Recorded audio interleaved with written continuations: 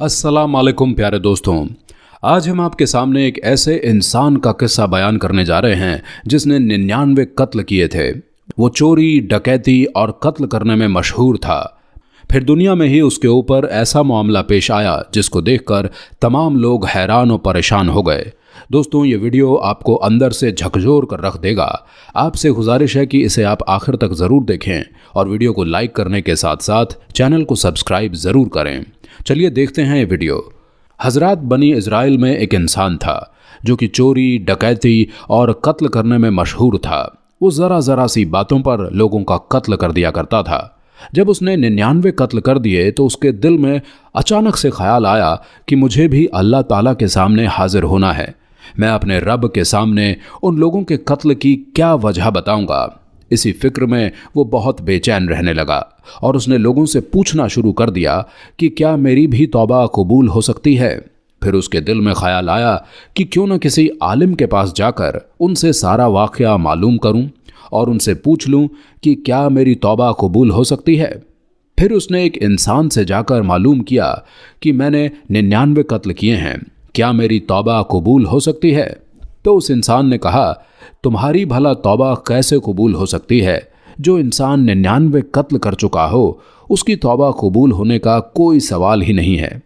जब कातिल ने इतना सुना तो उसे और गुस्सा आया और कहा कि मैं 99 तो वैसे भी कर चुका हूँ, क्यों ना अब 100 ही पूरे कर लूँ। और फिर उसने अपनी तलवार निकाली और उस इंसान का भी कत्ल कर दिया। उस इंसान ने उसका कत्ल तो कर दिया, लेकिन उसके दिल में ख्याल यही रहा और बेचैनी बढ़ गई कि मैंने खाम-खां इसको कत्ल कर दिया। उसके दिल में आया कि कोई ना कोई तो सूरत ऐसी होगी जिसके ज़रिए से मेरी मग़फ़िरत हो सकती है। फिर इसी जुस्तजू में वो लग गया और उसने लोगों से ये मालूम किया कि इस दुनिया पर सबसे बड़ा आलिम कौन सा है, ताकि मैं उससे अपना मसला मालूम कर सकूं। आखिरकार उस कातिल को कुछ लोगों ने बताया कि फ़लाँ जगह पर एक आलिम रहते हैं जो कि बहुत बड़े आलिम दीन हैं, तो तुम उनके पास चले जाओ, वो तुम्हें ज़रूर बताएंगे। फिर उस कातिल इंसान ने उन आलिम दीन को तलाश करना शुरू कर दिया। चुनांचे उस इंसान को वो आलिम साहब मिल गए। फिर उस कातिल इंसान ने अपनी ज़िंदगी का सारा क़िस्सा आलिम साहब को बताया और कहा कि क्या मेरी भी बख्शीश हो सकती है, क्योंकि मैं इस वक्त तक 100 लोगों का कत्ल कर चुका हूँ। तो आलिम दीन ने कहा, क्यों नहीं, अल्लाह ताला हर किसी की दुआ को कबूल कर सकता है, क्योंकि अल्लाह की रहमत का समंदर तुम जैसे गुनाहगारों के गुनाहों से कई गुना बड़ा है और बसी है। फिर आलिम साहब ने उस इंसान से कहा कि फ़लाँ जगह पर कुछ लोग रहते हैं, तुम उनके पास चले जाओ, क्योंकि वो सिर्फ अल्लाह की इबादत में मशगूल रहते हैं। तुम भी उनके साथ इबादत में मशगूल हो जाओ और सच्चे दिल से अल्लाह ताला से अपने गुनाहों की माफ़ी मांगो। अल्लाह ताला तुम्हारी बख्शीश ज़रूर होगी। हजरात, फिर वो इंसान बस्ती की तरफ चल दिया। अभी वो कातिल इंसान आधे रास्ते में ही पहुंचा था कि उसकी रूह कब्ज़ करने के लिए फ़रिश्ते आ गए।